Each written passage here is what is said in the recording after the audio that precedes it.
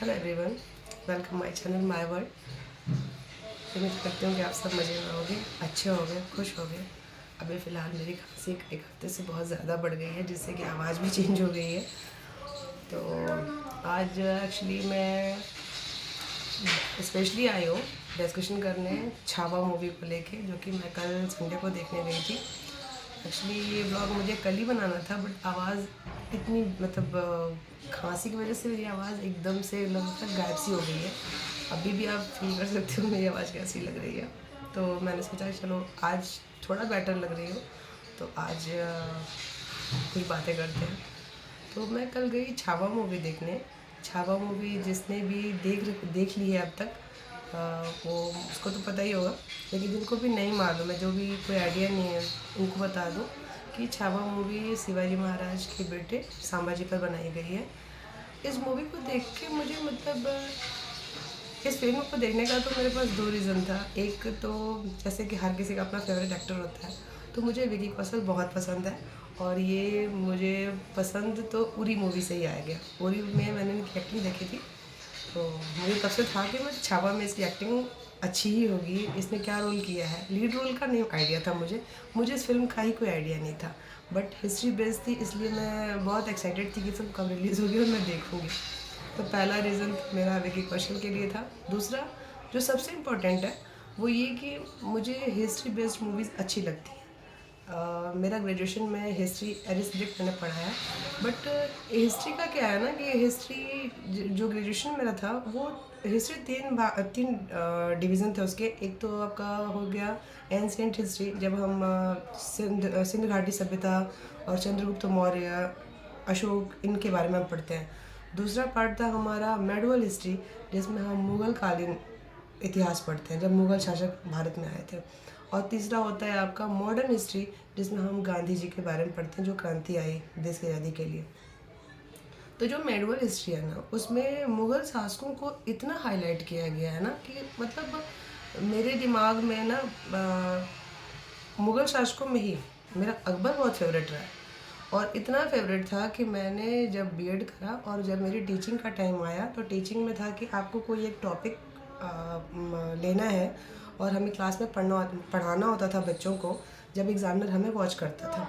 तो मैंने अकबर को लिया, और मेरी माँ जो कि बीटीसी के थ्रू, उन्होंने भी वो भी टीचर नहीं है, उन्होंने बीटीसी करा है, तो मैंने उनकी हेल्प से बहुत अच्छे से तैयारी की थी अकबर के लिए, और मेरी टीचिंग अच्छी रही भी।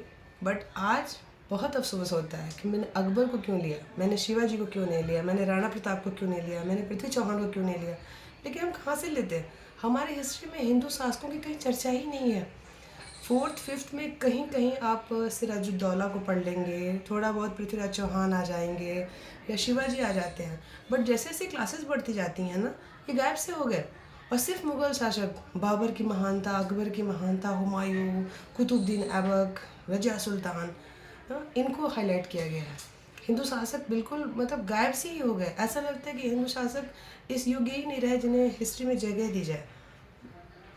तो मैंने ये मूवी देखी, इसमें औरंगजेब को दिखाया गया है। औरंगजेब है और संभाजी हैं, जो कि शिवाजी के बेटे हैं।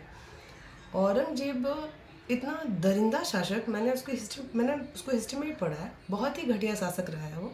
इतना घटिया कि उसने गद्दी पाने के लिए अपने बड़े भाई का गला काट दिया और उसको अपने बाप के आगे प्रेजेंट किया, सिर्फ इसलिए क्योंकि जो औरंगजेब के जो फादर थे शाहजहाँ को उनका लड़का दारा शिकोह, जो कि सबसे बड़ा लड़का था, वो योग्य लगा शासन संभालने के लिए।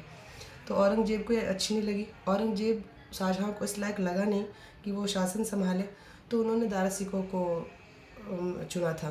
तो औरंगजेब ने दारा शिकोह का गला काट दिया और अपने बाप के आगे प्रेजेंट किया। उसके बाद उसने अपने फादर को ही किले में बंद कर दिया, ताजमहल के, कैद रखा। वो शायद 5 या 6 साल कैद रहे। तो ऐसा लड़का, कहते हैं ना, जो अपने बाप का नहीं वो किसी का क्या ही होगा, इतना बेकार शासक था औरंगजेब। तो मैंने ये देखा है इस फिल्म में एक दो सीन, पूरी फिल्म ही बहुत अच्छी है, और लेकिन जो कुछ सीन्स में मैं इतनी इमोशनल हो गई। मैंने देखा कि इतना भी देश प्रेम होता है लोगों में कि उसमें सांबा जी को दिखाया है कि कोई अपने देश को इतना भी चाहता है, ऐसे भी शासक रहे हैं। जिन्होंने इतना संघर्ष किया और तब जाके हमें ऐसा भारत मिला जब हम बिल्कुल सुकून से आज़ादी से हम रहते हैं। मैं तो इतनी इमोशनल हुई कि अगर मतलब मेरी बहनें होती ना तो यही कहती कि तुम फिल्मों में घुस जाती हो, और सच में मैं घुस जाती हूँ। मैंने लास्ट का सीन देखा ही नहीं, कितनी क्रूरता से उसने मारा औरंगजेब ने। अरे किसी को मार दो यार, ऐसे ही मार दो, लेकिन नाखून निकालो, ज़बान खींच लो।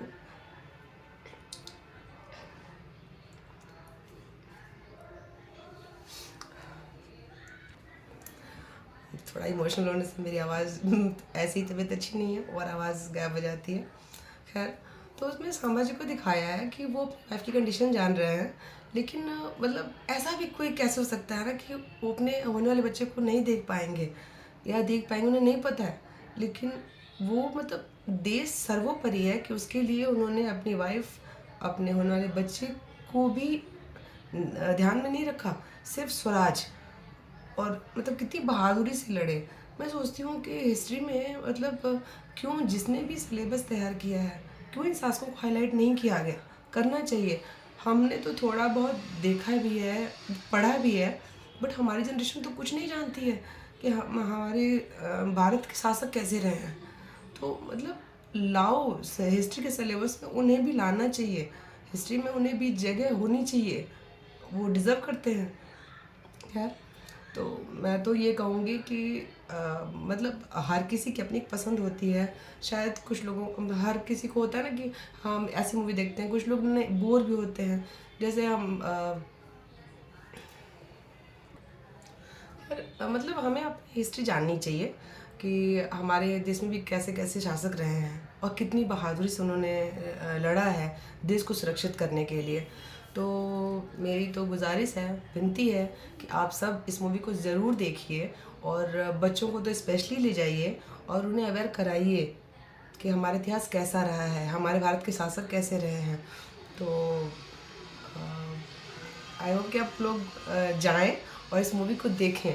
मुझे तो फिल्म बहुत अच्छी लगी और उम्मीद करती हूँ कि आप सबको भी अच्छी लगेगी। Thank you.